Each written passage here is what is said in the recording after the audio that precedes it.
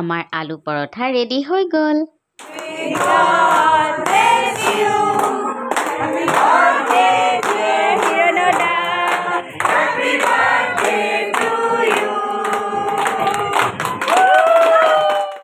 গৰম গৰম চাহৰ লগত আলু পৰঠা, এতিয়া খোৱাৰহে কথা।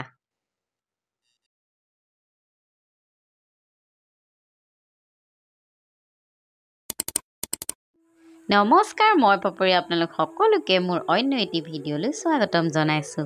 মোৰ ভাল, আশা কৰিছোঁ আপোনালোক সকলো ভালে কুশলে আছে।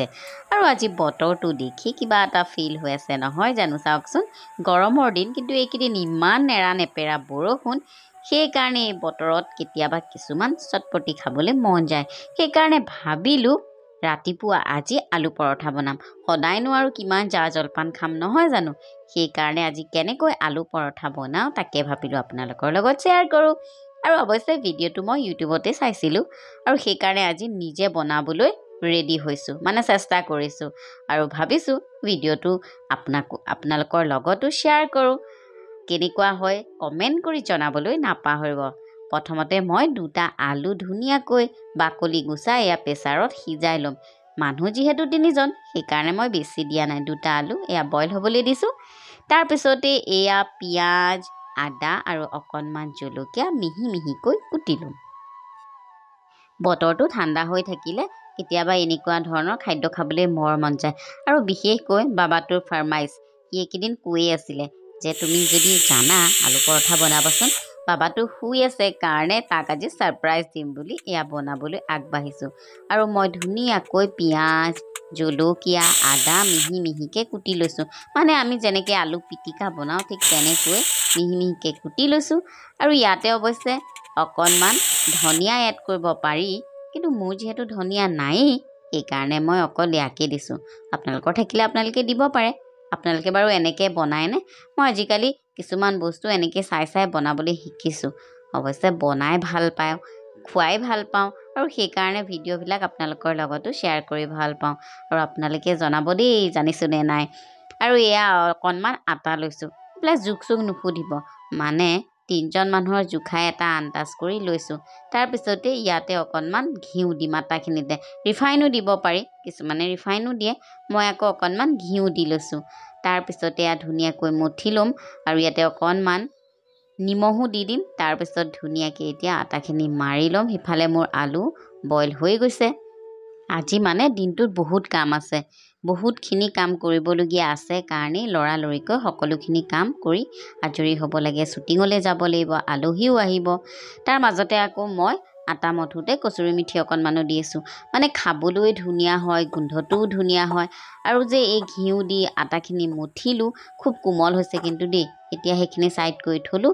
তাৰপিছতে এয়া আলু মোৰ বইল হৈ গৈছে আৰু ধুনীয়াকৈ আলুকেইটা উলিয়াম। মানে মানুহ তাকৰ যে সেইকাৰণে মই 2টা আলুৱে দিছোঁ।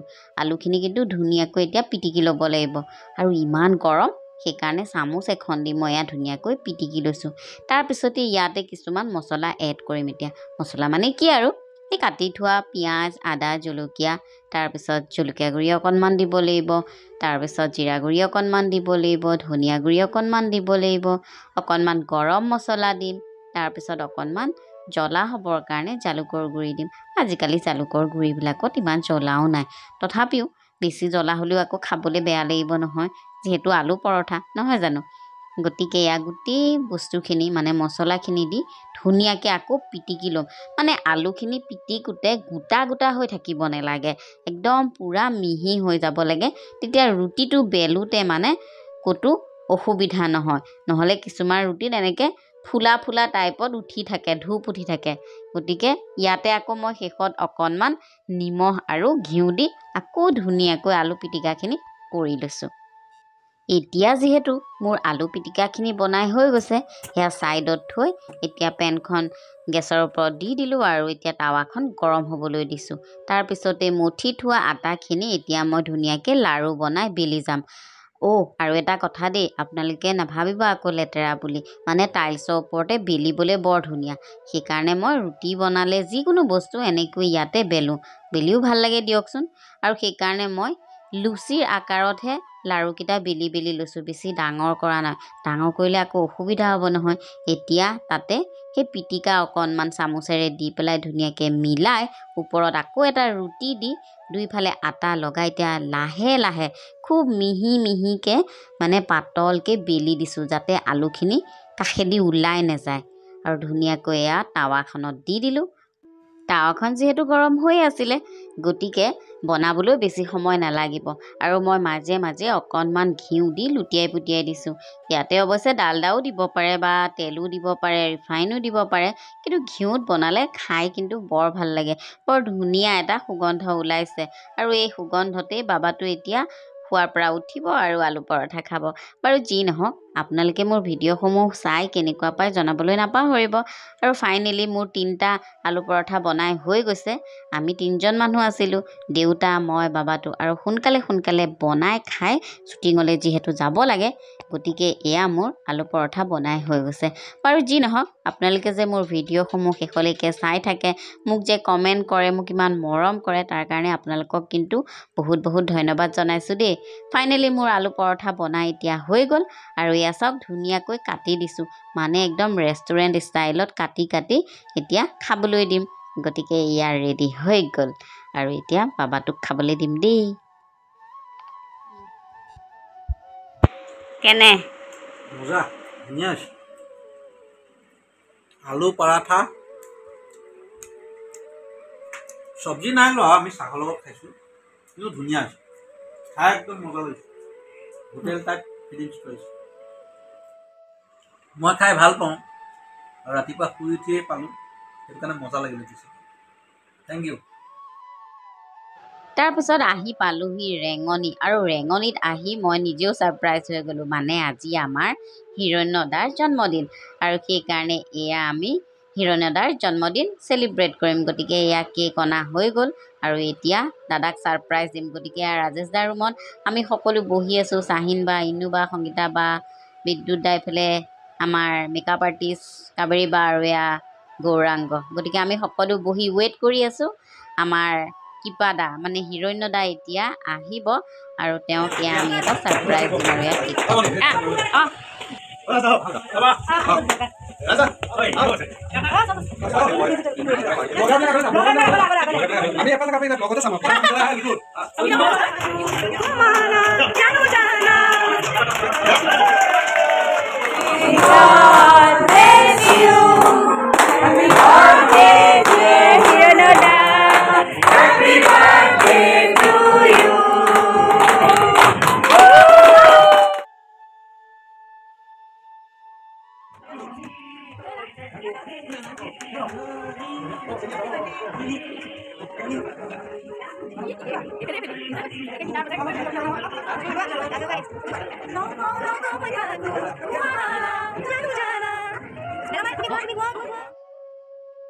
শ্বুটিঙৰ পৰা লৰালৰিকৈ আহি ঘৰ পালোহি।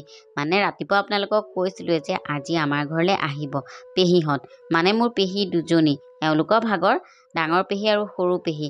সৰু পেহী আৰু পেহা মানে ডক্টৰ তালৈ আহিছে গুৱাহাটীলৈ। গতিকে মোৰ নতুন ঘৰলৈ অহাই নাই, যিহেতু তেওঁলোক আহিব বুলি খবৰ দিলে, আৰু লৰালৰিকৈ শ্বুটিঙৰ পৰা আহি এয়া খানা বনোৱাতহে লাগিছোঁ। মানে তেওঁলোকে ৰাতি ভাত নাখায়, সেইকাৰণে ভাবিলোঁ লুচি ভাজি এয়াকে বনাওঁ। গতিকে এয়া কণী অমলেট, লুচি ভাজি বনাই ৰেডি। আৰু ফাইনেলি এয়া পেহীহঁতো আহি পালেহি, গতিকে তেওঁলোকক খাবলৈ দিছোঁ। পেহা অৱশ্যে খুব ভোকত আছিলে কাৰণে পেহাই লুচি ভাজি নাখায়, মই ভাত অকণমানেই দিলোঁ। তাৰপিছত এয়া পেহীক খাবলৈ দিছোঁ। এইফালে ভিনদেউ, সেইফালে বা আছে, আৰু তেওঁলোকৰ অকণমানি ল'ৰাটো। গতিকে সকলোকে এয়া খাবলৈ দিছোঁ। আৰু এটা কথা দেই, মানে পেহাহঁত আমাৰ লগত একদম ফ্ৰেণ্ডলি টাইপত। গতিকে মই কি পিন্ধি আছোঁ, কেনেকৈ আছোঁ, সেইটো আকৌ আপোনালোকে মাইণ্ড নকৰিব। মানে পেহাহঁতেও মোক সেইবোৰৰ বিষয়ে একো নকয়ে, খুব মৰম কৰে।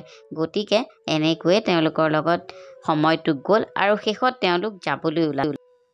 নতুন ঘৰলৈ প্ৰথম আহিছে, সেইকাৰণে ভাবিলোঁ পেহাহঁতকনো কি দিম। গতিকে আমাৰ অসমীয়াৰ স্বাভিমান গামোচা এখন দিলোঁ পেহাক আৰু ভিনদেউকো। গতিকে তেওঁলোক যাবলৈ ওলালে, আৰু তেওঁলোকক এতিয়া তললৈ যাওঁ বিদায় দিবলৈ।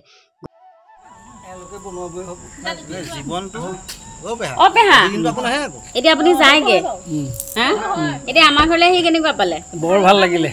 আকৌ কেতিয়া আকৌ আহিম আকৌ ডিচেম্বৰত আহিম ডিচেম্বৰত আহিব ন ডিচেম্বৰত আহিম একদম ডিচেম্বৰত আহি থকাকে আহি গোটেইখনে আহি ভালকে এনজয় কৰিম আৰু এ বঢ়িয়া বঢ়িয়া বঢ়িয়া এই চোতালত মই ঢোল খোল চব নমাই দিম ঢোল খোলৰ লগত মই সম্পৰ্ক নাই লাগিলে কেলে খোলৰ লগত আছে তুমি নাই খোলৰ লগতো নাই লাগিলে মই ভাগৱতখন পঢ়িম কৃষ্ণ ও পেহা একদম মজা লাগিব আমি প্লেনিং শুনিম কৰিম লাগে তোমাৰ ইয়াৰ তেনেকে প্লেনিং কৰিম সেইটো মোৰ দায়িত্ব আমি ভালকে ভাগৱত পঢ়িম সেইবোৰ মোৰ দায়িত্ব আৰু ভাগৱতৰ অৰ্থ যিমান পাৰিম সিমান কম একদম দেই কেনেকুৱা পালে ভালেই পালো আহি খুব ভাল লাগিলে আকৌ আহিম মাঘত আহিব ন একদম এবাৰ থকাকে আহিব লাগিব থকাকে পুৰা হাল্লা গোল্লা হ'ব হ'ব এইবাৰ থকাকে আহিম একদম ধুনীয়াকে গোটেইকেইটা আহিম একদম কৰি পেলাই বা কেনেকুৱা লাগিলে ভাল লাগিলে মজা আকৌ আহিব ন থকাকে আহিম এইবাৰ একদম মজা আয়া ভিন্দো একদম বঢ়িয়া ভাল লাগিল আৰু যাবা আমাৰ ফালেও যাব ওকে দেখা পাম ওকে হা আকৌ ডিচেম্বৰত আহিম বুলি কৈছে আহিব আহিম লাগিব লগে ভাগে এসাঁজ খাম আকৌ